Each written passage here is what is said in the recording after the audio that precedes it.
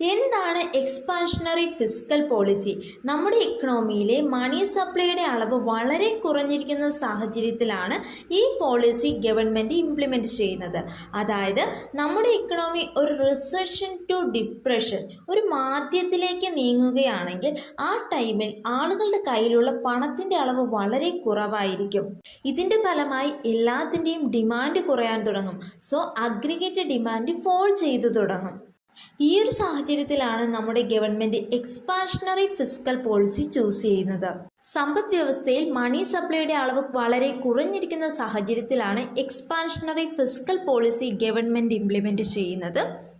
ഇതെങ്ങനെയാണ് ഇംപ്ലിമെൻറ്റ് ചെയ്യുന്നത്? Government spending കൂട്ടും, വിവിധ തരത്തിലുള്ള ട്രാൻസ്ഫർ പേയ്മെൻറ്റുകൾ ഇൻക്രീസ് ചെയ്യും, അതുപോലെ തന്നെ ടാക്സ് റേറ്റ് ഇവിടെ കുറയ്ക്കും.